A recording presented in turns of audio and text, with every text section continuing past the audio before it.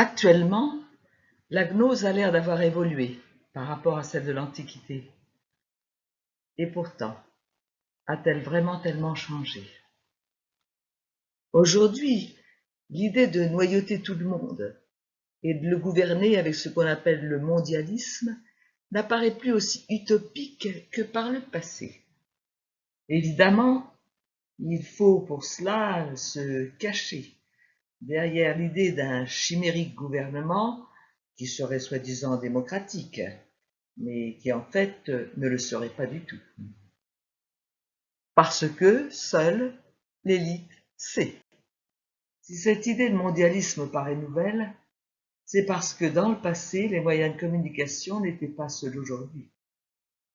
Et dans cette nouvelle gnose, d'abord, nous trouvons toujours la division de l'humanité en groupes distincts, avec le mépris de ceux qui ne font pas partie de l'élite, de ceux qui n'ont pas accès au secret. Et évidemment, préservation du secret pour l'élite en question. Cet organigramme fleurit sur Internet. Et même si ce qu'il cherche à démontrer n'est pas évident, il est assez caractéristique pour être examiné. Basic Illuminati semble dire qu'il s'agit d'un exposé de base de ce que sont les Illuminati, une sous-marque de la gnose, mais c'est toujours d'elle qu'il s'agit. À part, en haut, vous avez justement Satan et les démons déchus. Ce Satan de la tentation du paradis terrestre. Ce sont eux qui dirigent ce qui va suivre. Et puis, en dessous, la hiérarchie commence. Et tout en haut de celle-ci, sur la gauche, les Rothschild et les Rockefeller. Il faut croire que l'auteur du graphique n'aimait pas beaucoup ces familles, mais malgré tout, étant immensément riches, il n'est pas difficile de croire qu'elles ont ou avaient énormément de pouvoir. Et nous en arrivons aux sociétés secrètes, elles-mêmes, d'après l'auteur, soumises aux Rothschild et aux Rockefeller. Comment savoir si elles le sont, à moins de faire partie de leur élite? En tout cas, nous y sommes. Ces sociétés secrètes, souvent à l'insu de leurs membres inférieurs, qui sont eux aussi manipulés, ont un immense pouvoir occulte. Mais il est impossible d'en faire la liste, à plus forte raison, de savoir ce qui se trame chez elles. Soit dit en passant, l'auteur ne devait pas être fluent in English, à moins qu'il ne s'agisse d'un message codé relatif aux sociétés secrètes. Puis viennent les leaders mondiaux qui, bien que ne décidant pas de tout, tirent cependant incognito les ficelles. Dépendant de ces derniers, apparaissent les leaders religieux et politiques, qui demandent en fait la permission, le pouvoir, aux sociétés secrètes auxquelles ils appartiennent, c'est-à-dire auxquelles ils sont soumis. Il est bien connu que les francs-maçons ont envahi le Vatican. Et quant aux leaders politiques, il n'est pas nécessaire de donner beaucoup d'explications sur la façon dont ils réussissent souvent, pour ne pas dire toujours, à obtenir des soutiens et le pouvoir. Et nous retrouvons, pour le monde artistique, appelons-le ainsi, la même hiérarchie. Ceux qui décident dans les coulisses et ceux qui répandent ce que veulent les maîtres donneurs d'ordre. Pour ce qui est des animateurs de la musique et des arts, voyez, toujours dans le site Dieu défendu, la vidéo sur la franc-maçonnerie, d'où peuvent bien sortir à l'improviste depuis quelque temps la musique satanique et les expositions pornographiques pour enfants.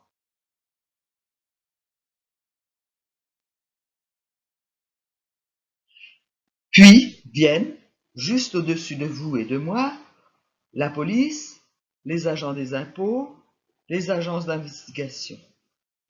Ils sont eux aussi, eux encore, bien utiles à ceux qui veulent gouverner le monde. Quand on veut démolir quelqu'un de gênant, c'est de ce côté que l'on cherche. Mais n'est-ce pas? C'est seulement l'application de la loi. Tout en bas, il reste des gens à exploiter, à mépriser et à tromper. Vous et moi. Nous avons aujourd'hui des gnostiques patentés qui divulguent sciemment ce que la gnose désire voir cru et professé par les masses. Et puis ceux qui s'en laissent influencer et suivent le courant, sans être pour autant nécessairement des bénés, et qui sont d'autant plus dangereux qu'ils sont cultivés et intelligents. Difficile de faire la part entre ceux qui influencent en sachant ce qu'ils font et les autres. De ces partisans non avoués de la gnose ou de l'un ou l'autre des caractères de celle-ci, Ennio Innocenti, dans son livre italien Influence gnostique dans l'Église d'aujourd'hui, donne des noms auxquels beaucoup ne s'attendaient pas. Dupes ou non, volontairement ou non, ces hommes célèbres ont participé à la promulgation de l'une ou l'autre des caractéristiques gnostiques. De Lubac, qui a défendu Pic de la Mirandole, von Balthasar, Teilhard de Chardin, Karl Rahner, Hans Küng, Jacques Maritain, pour avoir rendu digne de confiance le libéralisme et avoir fait sien l'évolutionnisme. Mais sans aller analyser de près toutes ces philosophies gnostiques, contentons-nous de dire que la gnose serpente chez beaucoup de chrétiens, ou prétendue-t-elle. Car certaines au moins d'entre elles se disent compatibles avec le christianisme pour attirer des adeptes. Ce qui ne les empêche pas, comme dans toute l'histoire de la gnose, de se teindre de magie, astrologie, symbolisme, etc.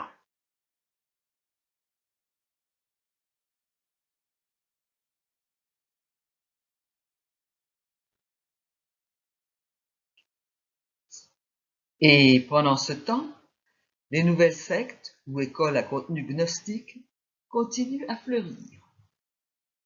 Tapez sur Google « Liste des sociétés secrètes » et vous aurez une panoplie ahurissante de ce qui peut exister aujourd'hui.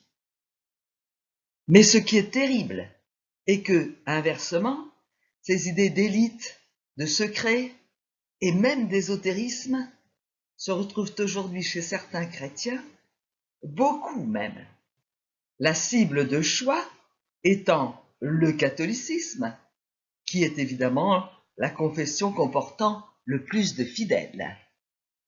Nous allons commencer par une petite histoire vraie pour donner le ton. Un exemple vécu parmi tant et tant d'autres. Une de mes amies avait décidé de se faire baptiser et j'avais organisé de faire chez nous une petite réunion pour elle en invitant des personnes sûres. N'ayant jamais entendu notre curé dire la moindre chose contraire aux vérités de foi, je l'avais invité lui aussi. Et voilà qu'au milieu du dîner, il a commencé à dérailler sur ces vérités-là. Je lui ai alors demandé pourquoi elle n'avait jamais dit de pareilles choses en chair. « Ah, mais vous comprenez, il peut y avoir dans l'assistance de vieilles personnes rétrogrades. » Nous nous trouvons aujourd'hui dans une situation qui peut paraître équivoque. D'un côté, la conviction bien dissimulée qu'il y a ceux qui savent et sont aptes à gouverner le monde, et de l'autre, des matériels qu'il faut bercer avec des idées démocrates, clairement prônées, en s'arrangeant pour les duper et les diriger.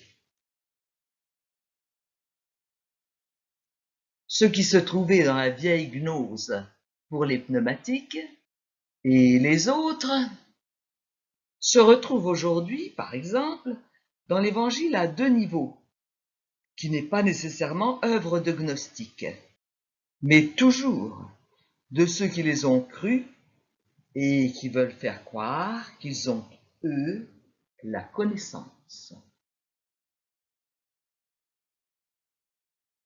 Il y a par exemple la multiplication des pains pour la plèbe, et celle pour ceux qui sont l'élite, en fait les initiés, qui en font une métaphore. Tout au plus, la découverte du partage. En mettant en commun ce que chacun cache dans son sac, on s'aperçoit qu'il y a assez à manger pour tous. Ou, dernière version en ligne, un sentiment de fraternité plus ou moins hystérique a fait croire à la foule qu'elle avait mangé. Un témoin de cette émission précise: en ligne, on nous expliquait que c'était un effet de psychologie collective. Dans leur enthousiasme, il leur semblait qu'ils mangeaient en abondance poissons et pains, alors qu'ils n'avaient rien. Dans la même émission, vous étiez informés que les aveugles qui recouvraient la vue le faisaient sous l'effet d'un choc émotionnel, et ainsi de suite. Heureusement qu'il y a des sages pour comprendre. Mais il y a plus grave, et qui concerne la résurrection du Christ. Celle-ci n'est qu'une façon de parler. Il est toujours vivant, moralement, parmi nous. Considérer qu'il est ressorti vivant du tombeau est une histoire très belle, certes, mais à prendre symboliquement.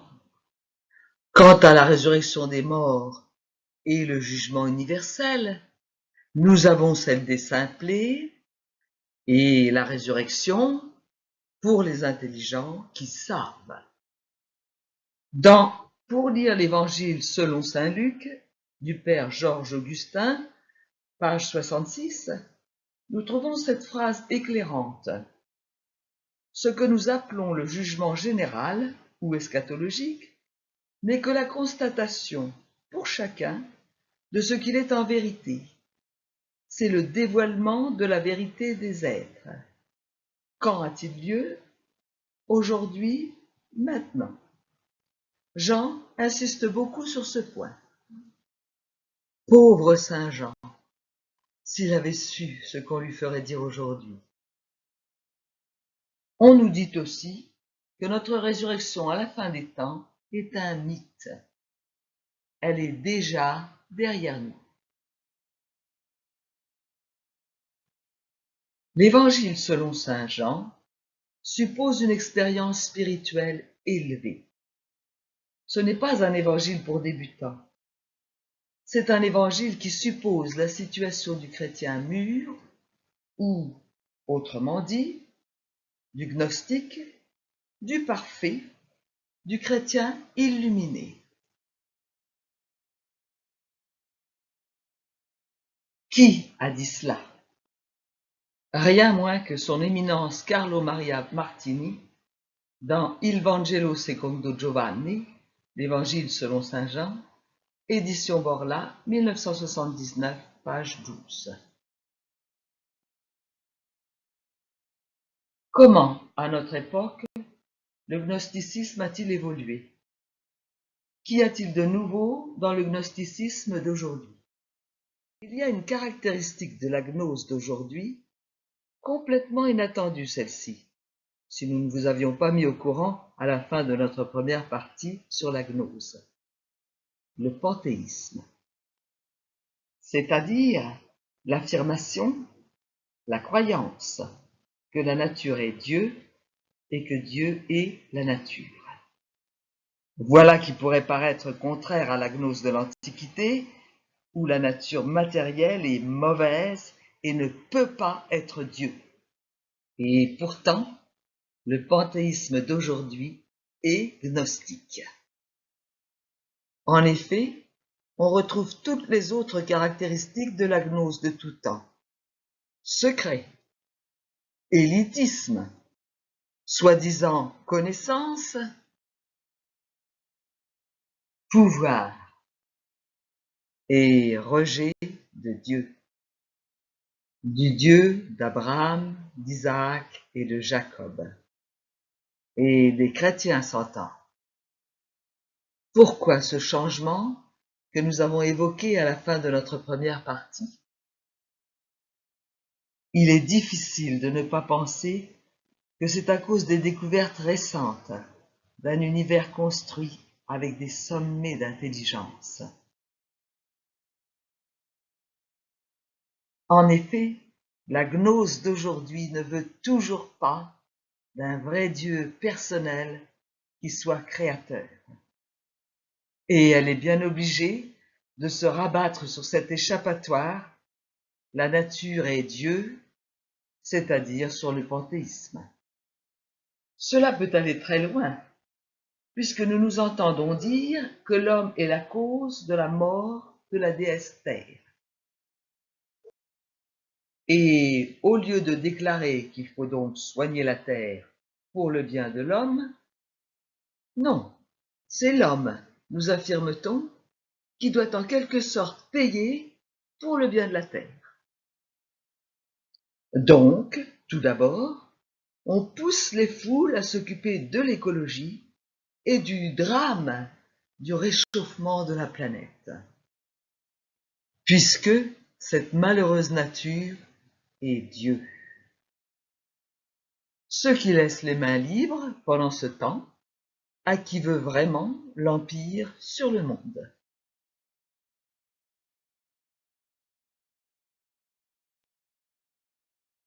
D'ailleurs, ne nous privons de rien. Vous avez peut-être entendu cette belle sentence.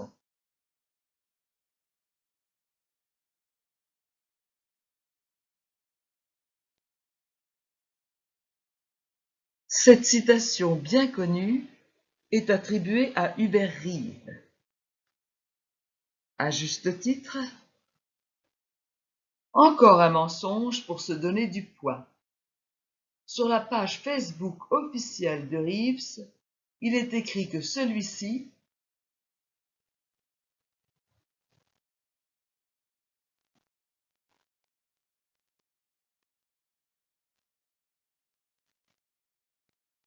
que n'inventeraient pas les gnostiques pour avoir l'air sérieux. Mais parallèlement à cette adoration de la nature, nous assistons à un phénomène angoissant. On nous déclare en effet qu'il faut aussi réduire considérablement la population mondiale.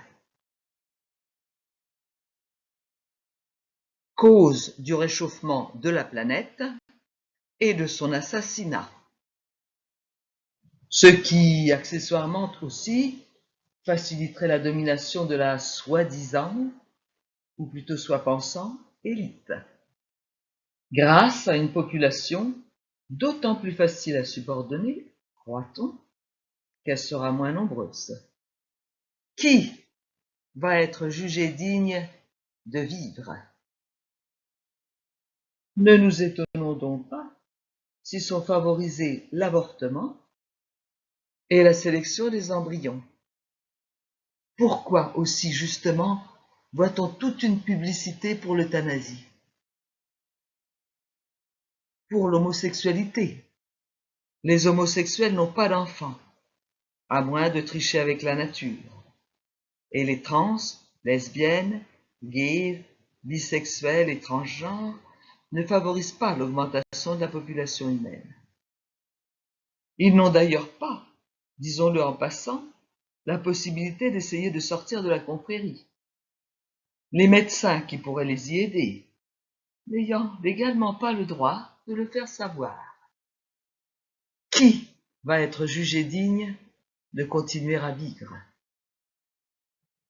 Une autre différence entre la gnose d'aujourd'hui et celle de l'Antiquité est que le débridement de la morale sexuelle était accordé à l'élite, aux pneumatiques, parce que ces hommes-là étaient au-dessus des contraintes morales, au-dessus du reste des humains, et que tout leur était permis. Mais aussi parce que leur corps n'avait rien à voir avec leur être véritable, qui, lui, était parfait. Vous vous souvenez que pour certaines sectes gnostiques, les pneumatiques avaient même le devoir de pratiquer tous les vices. Aujourd'hui, où la science a pleinement révélé à quoi mènent ces débordements, syphilis, sida, suicide, dépression, ceux que la gnose appelle les matériels se voient autorisés, voire poussés à ce genre de comportement. N'est-ce pas parce que de toute façon, la vie et la survie de ces êtres inférieurs n'ont aucune valeur et qu'ils sont déjà trop nombreux? Nous ne commenterons pas. Mais cela, on ne vous le dira jamais. Heureusement, beaucoup de médecins, d'écologistes, de botanistes, de biologistes, de chimistes, de physiciens ne sont pas gnostiques et n'adoptent pas ce genre de philosophie secrète. On se donne un mal fou pour dire, contre toute évidence, que Dieu n'existe pas.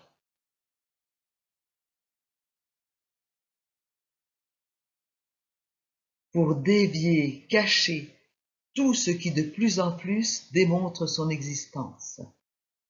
Souvent, en s'attaquant à la réputation des savants qui le disent. Un autre phénomène de la gnose actuelle est la volonté de garder les masses dans l'ignorance. Dans l'ignorance dans le sens large, pas seulement l'ignorance du gnosticisme. On a pu croire à la fin du XIXe siècle et pendant la première partie du XXe que les francs-maçons, c'est-à-dire les gnostiques, la franc-maçonnerie étant fille de la gnose, aidaient les masses à acquérir du savoir avec les écoles Jules Ferry pour tous. Et il faut dire que jusqu'à ces écoles laïques, gratuites et obligatoires, les études n'étaient accessibles qu'aux classes les plus riches. Avec quelques exceptions toutefois, tenues celles-ci par des chrétiens, dont la plus célèbre a été l'œuvre de saint Jean-Baptiste de la Salle. Celui-ci a fondé en 1680 la congrégation des frères des écoles chrétiennes, pour que les enfants pauvres aient accès à la culture. Et par la suite, bien des couvents, bien des chrétiens se sont mis à leur tour à enseigner les classes les plus défavorisées, pour qu'elles aient accès au savoir, à ses bienfaits, et naturellement en même temps au savoir religieux. Mais Jules Ferry, en franc-maçon patenté, s'est efforcé, en fondant ces écoles laïques et obligatoires, de barrer la route aux écoles chrétiennes. Un enseignement diablement antichrétien s'est répandu en France. Les écoles religieuses étaient pauvres, les écoles Jules Ferry financées par l'État.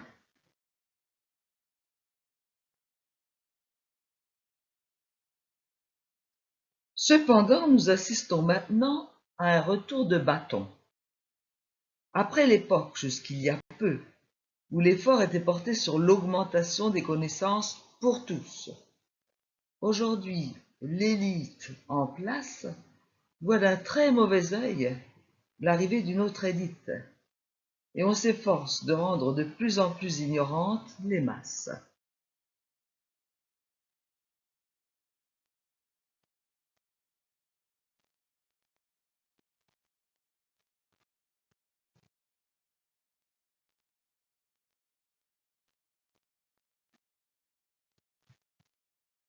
Quoi qu'on nous force à croire, le niveau de connaissance, le niveau du baccalauréat, sont volontairement et efficacement diminués régulièrement.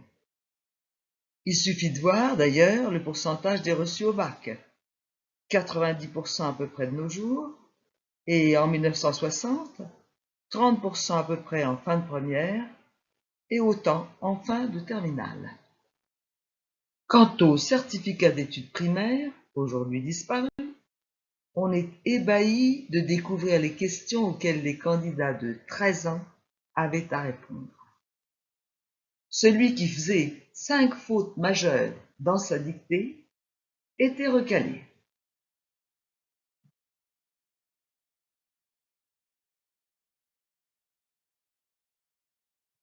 Une question au certificat d'études de 1959, et ce n'est rien par rapport aux questions du début du même siècle, était la renaissance des arts et des lettres en France au XVIe siècle.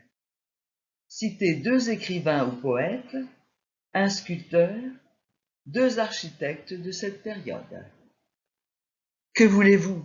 Il faut bien empêcher que les masses découvrent des vérités qui ne plaisent pas, surtout à propos de l'existence de Dieu, qui pourtant, spécialement aujourd'hui, déborde de tous côtés dès que l'on sait quelque chose.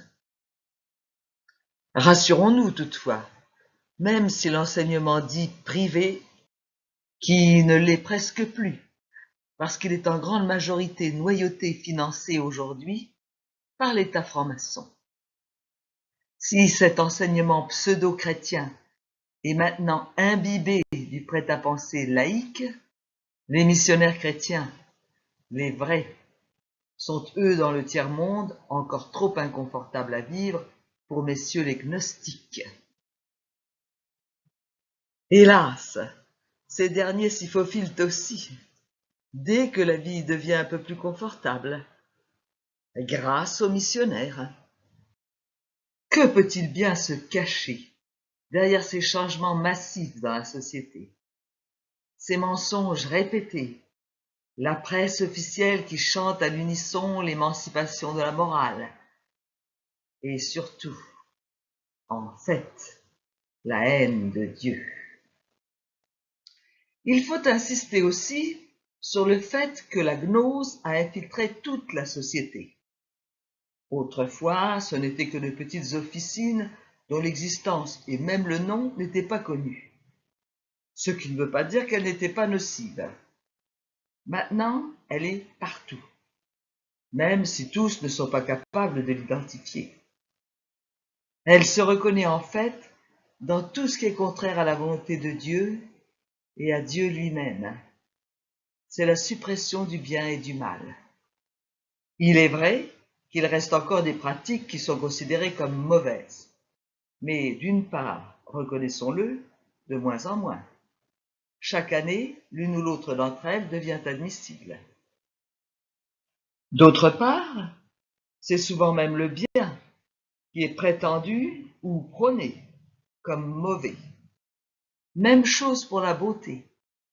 Et vous savez comme tout le monde que des horreurs en musique, en peinture, en architecture, etc., nous sont imposées, étalées sur nos places et même à Versailles. Pourquoi? Si ce n'est, semble-t-il, pour nous forcer à trouver beau ce qui est laid et laid ce qui est beau. Quant à la vérité, gare à vous si vous dites qu'il existe une vérité indépendamment de ce que chacun décide qu'elle soit. Ici encore, je vais raconter ce qui m'est arrivé à moi et qui ne s'invente pas. Jeune prof de philo, cela fait pas mal d'années, l'inspectrice d'académie avait organisé des cours pour nous, les débutants dans ce métier. Elle nous donnait un thème à préparer, puis tirait au sort à la séance suivante celui qui devait l'exposer. C'est sur le thème « Nous appelons les autres humains nos semblables, pourquoi ?» que le hasard m'a désigné. Et j'ai tout simplement affirmé, entre autres, qu'il existait une nature humaine. Le ciel, la foudre tombant sur moi, n'aurait pas été moins miséricordieux. Il n'y a pas de nature humaine, hurlait l'inspectrice. C'est simplement pour éviter les horreurs de la guerre de 40 qu'on utilise cette expression. Il faut préciser que juste avant mon exposé, elle avait répété, comme chaque fois, que nos élèves avaient le droit de soutenir n'importe quelle thèse sans discrimination, qu'il fallait seulement qu'elle soit bien défendue. Je n'avais peut-être, en effet, pas bien défendu la cause que je soutenais. Mais c'est bien sur cette cause que portait la fulmination. Plus de bien ni de mal, plus de beau ni de laid, plus de vrai ni de faux. Je suis celui qui toujours nie. Qui est celui qui dit cela et qui est adoré dans les hautes sphères de la gnose à la place du vrai Dieu? Et pour finir, il reste un point commun, immuable, entre la vieille gnose et celle d'aujourd'hui. Bien que tous les gnostiques ou ceux qui se croient tels ne le pratiquent pas, faute de faire partie de la pseudo-véritable élite. Le culte du démon, le vrai Dieu de la gnose depuis l'Antiquité.